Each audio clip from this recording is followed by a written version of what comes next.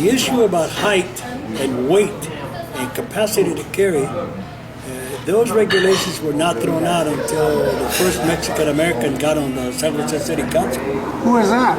That was me. What year was that? 1971. 1971. August of 1971. And how did you come to get on the city council? I was appointed by four members of the then existing city council, but the impetus for my appointment for that, putting someone on the city council, came from the Japanese American named Norman Mineta, became famous later on as a congressman and then Secretary of Labor. But he was appointed to be a city councilman. Then he got his own elections and stuff. But then when he ran for mayor, that created a vacancy. But it just so happened that at that time, one of the other members died. In those days, there were 7 members on the San Jose City Council, including the mayor. And when Mineta got elected mayor, that left one vacancy. And of all people, I can't remember who died. That's what I was going to ask you. I don't remember who passed away, but the councilman that died, yes. So, what were the names of the city council members at the time that you joined? While you're doing some recollecting, I was going to ask Herman. So, were you working with Al, or were you aware of Al at this time? Yes, I was. What did you do with Al, or what did you think about what Al was doing at the time? Well, it was excellent. Actually, there was a movement to get him appointed to the city council, which eventually did happen. But I was involved in those meetings, but I wasn't the instrumental, person or persons pushing that. There were the others, and he eventually did he was appointed, and then someone else, I can't remember, who passed away, and then he became a city council. He ran for it, he got that, and we were elated. Do you remember the names of some of the people involved in advocating for Al? Oh my goodness! Yeah. Well, the one that comes really to mind, because he was a very strong leader, was Jose Martinez. Al, did you remember who some of these council members were that you joined? Yes. When the elections of 71 brought in Janet Gray Hayes as a member of the city council. She was elected that previous election of June, in which I ran, and I ran second to her. But then the other members were Janet Gray, Dave Golio, Walter Hayes, Norman Mineta, and Joe Cola. And the 4 members that voted for my appointment was Janet Gray, Dave Golio, Walter Hayes, and Norman. Joe Cola, cantankerous old fogey, he didn't support it. And the relationship was cordial, but not friendly for the term that he served, which was about another 4 years. That's how I first got on the city council, and then a year and a half later, in 1973, I had to run for election. So Janet Gray Hayes was the only woman on the city council? Correct. She was elected to the seat that was vacated by the only woman that had ever been on the city council, a very conservative, very right-wing individual from the west side of town. And I can't remember her name right now. Her name was Virginia Schaefer. At this time of the city council, how was it elected? Was it citywide, or were there districts, or what? They were citywide. The whole 147 square miles of San Jose was one government, 7 members, all elected at large. And so did that system of election get people onto the city council from all sections of the city? I was the first individual elected what we would call east of 13th Street, which was the old Oakland San Jose Highway. But I was the first individual from the whole east side, which is Evergreen, Alum Rock, Central San Jose, Berryessa side of San Jose. What was the relationship between the public schools and the Mexican community at the time you were involved, involved? At that time, when I was in the Chicano Employment Committee, it was not good at all. Because they, number one, from one of the things that they weren't really preparing our people, La Raza, to academically. They were really not. And so I was appointed to join the Affirmative Action Committee at that time. And Jack Brito submitted my name to, I forget who the person was the chair of the Affirmative Action for the San Jose Unified School District. So I accepted and I became a member of that. And so a lot of issues that we were talking about in the Chicano Employment Committee, I would raise those issues in the committee. What were some of the issues? Well, some of the issues were the academic, the curriculum. They weren't really preparing our people to college prep. Another one was nothing was talked about in terms of the textbook of Los Mexicanos here. And one of the things that was real vocal about is that they would talk about Pancho Villa 2-3 pages that he was abandoned, and so it was really that, but the main thing was the academic preparation for college and the curriculum and the different classes, and they weren't recruiting the Chicano at that time teachers to teach various classes. That was very, very big. You were mentioning some of the mentors you had at that time. At the Chicano Employment Committee, and he was of course he was at San Jose State, was Jose Carrasco, and he was teaching at the Chicanos studies there, and he was very organized, and he used to mentor the whole Chicano committee, especially the executive committee, how to organize, how to present issues, and various strategies he would give us. He was very, very instrumental in that. You know where he got his training or background? He got a grant, I believe, and he went to Chicago and the Saul Alinsky School on how to organize, and he was gone for, a few months, I guess, and then he came back, and what he learned, he taught us.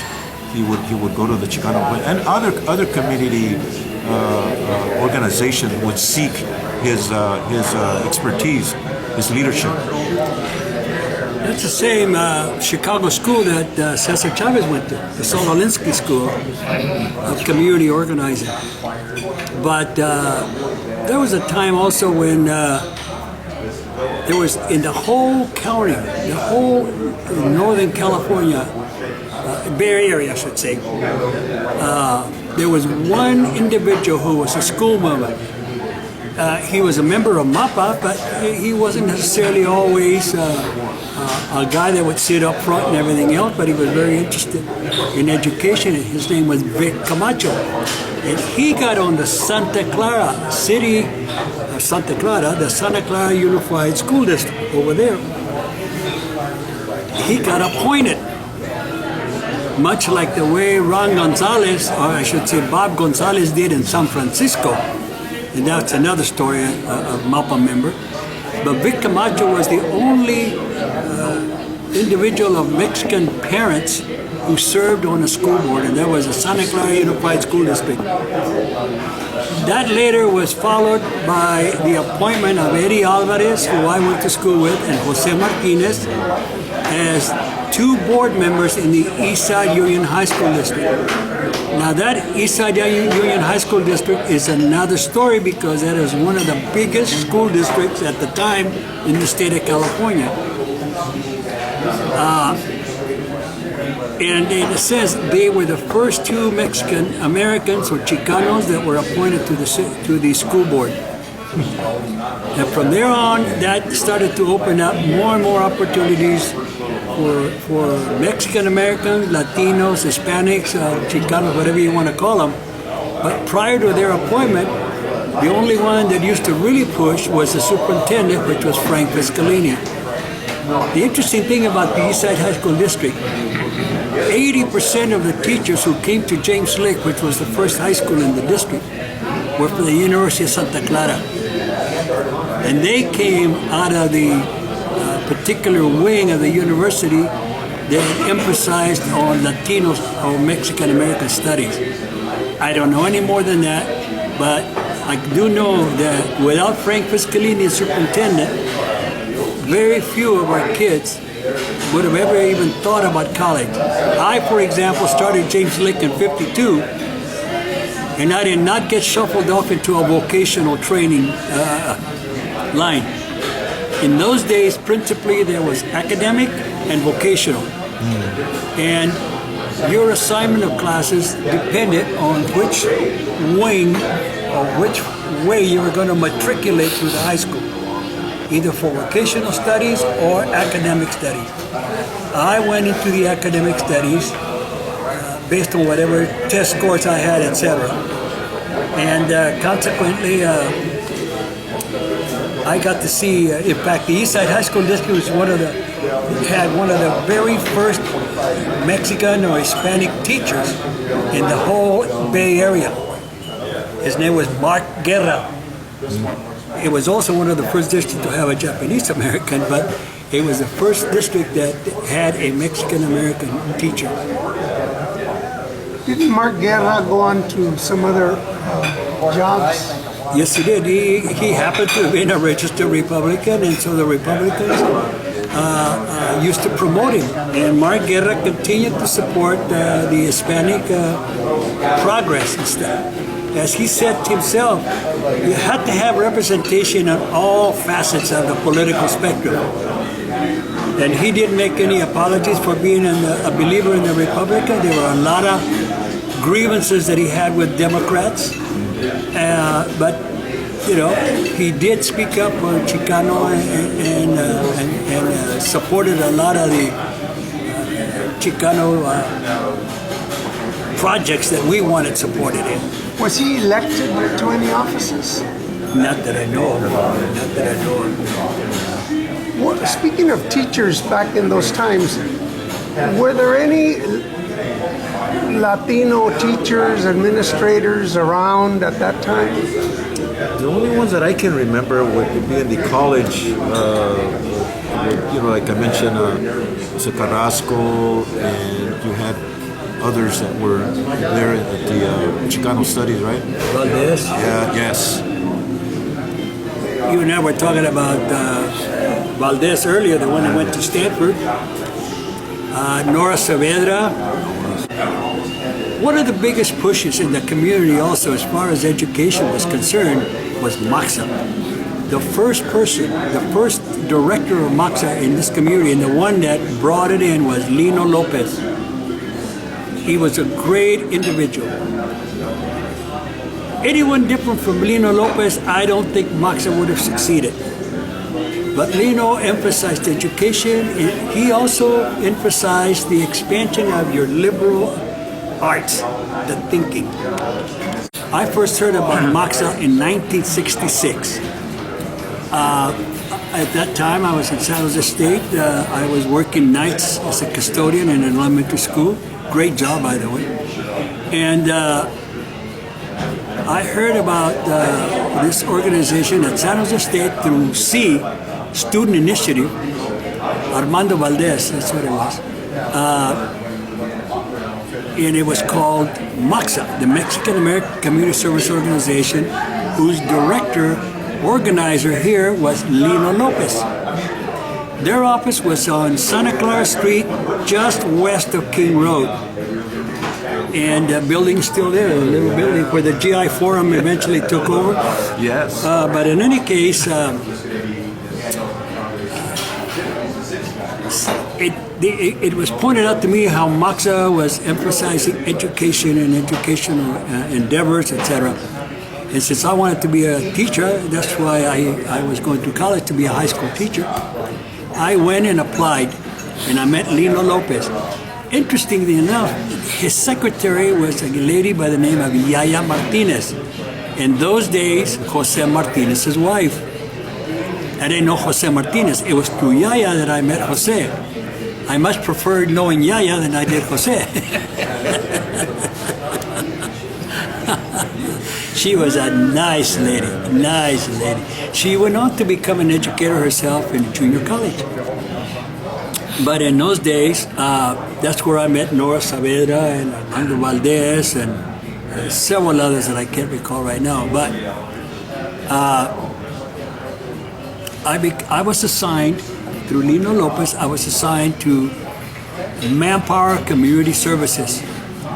And in those days, the name Manpower was the name of a Department of Labor, U.S. government federally funded program to survey the state of California employment practices, training, aspirations, opportunities, etc.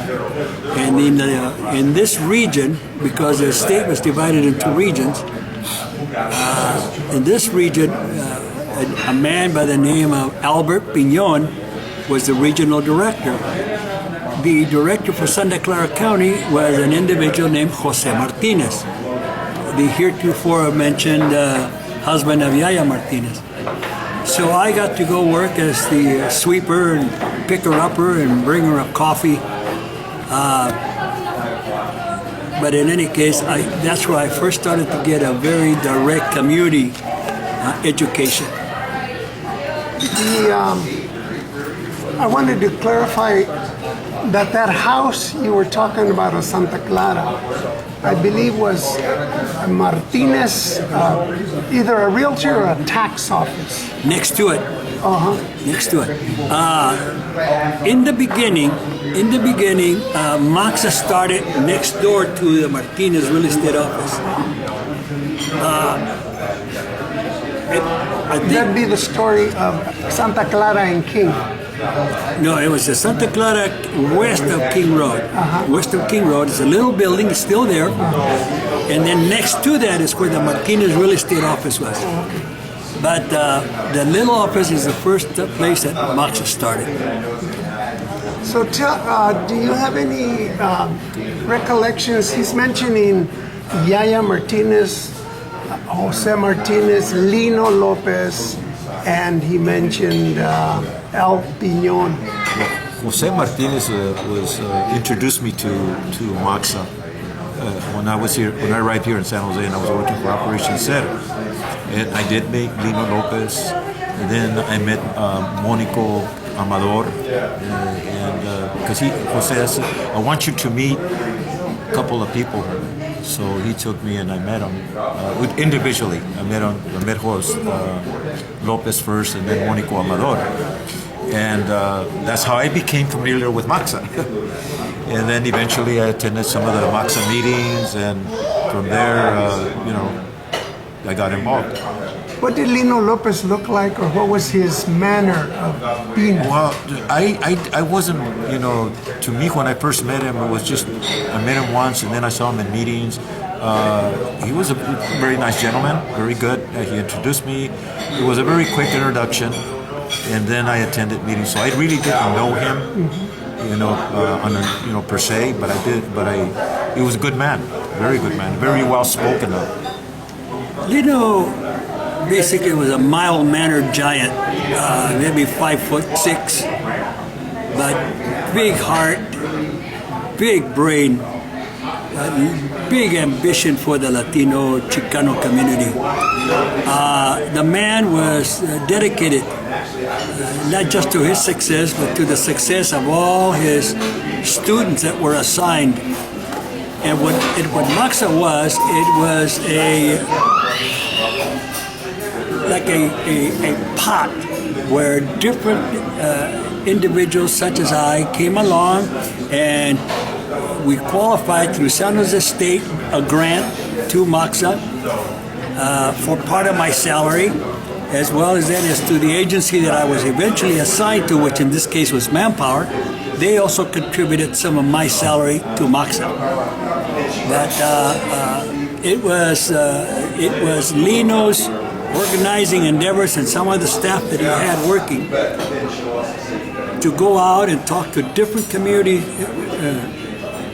shall we say, organizations or entities, such as school boards or school district offices, to have we, the students that were qualified to go to MAXA, to be able to get employed by the school district, to go to Macy's, to go to Sears, to go to different, depending on what your vocation was in college,